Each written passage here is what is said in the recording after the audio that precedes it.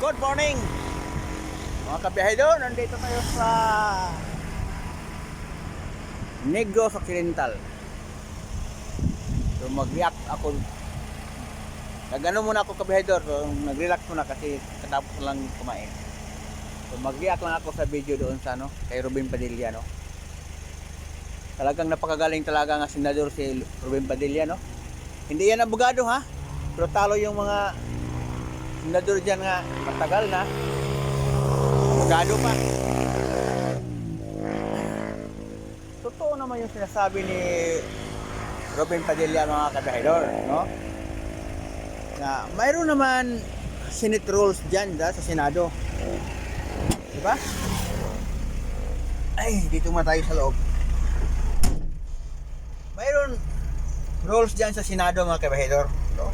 Ang ginagalit ni Ruben Padilla mga kabahidor, bakit hindi sundin yung rules of the Senate, di ba?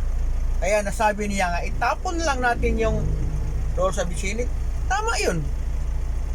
Mayroon tayong rules, o mayroon sinusunod sila doon sa Senado na mga rules.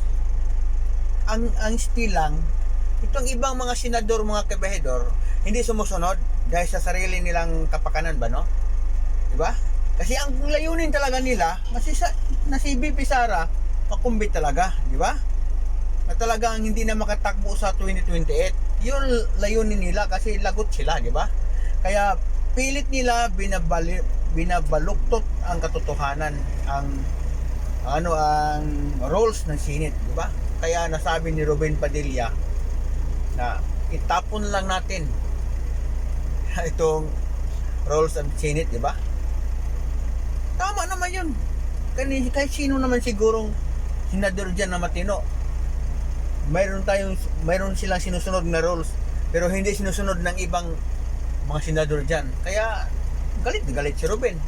Gusto niya itapon na yung rules of the Senate, diba? Pero sa akin, Idol Ruben, huwag mo itapon. Kunin mo yung libro ng rules of the Senate, hampas mo sa muka ng kasamahan mong senador dyan nga pilit binabaluktot yung rules sa Senado, no? Hampas mo sa muka para gumising siya nga ito ang rules nga dapat sundin, hindi baluktutin, di ba? Kaya Idol Ruben, huwag mo itapon yan.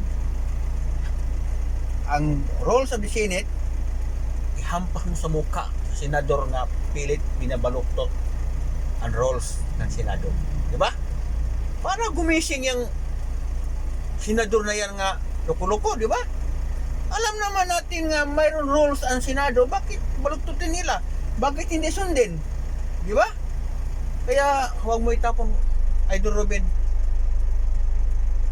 Isampal mo sa muka ng senador na yan kung sinong senador dyan ang pilit baluktutin, pilit nga hindi sumusunod sa rules. Para gumising naman yan. Wala talagang klaseng senador. May rules, hindi sumusunod. Di ba? Kaya good job, Senador Ruben Padilla. No? Sa akin lang, wag lang itapon yung rules. Importante yung rules para mayroon tayong masundan. Ang mas maganda dyan, isampal mo sa mukha ng senador nga hindi sumusunod sa rules sa Senado. Di ba, Idol? God bless you, Idol.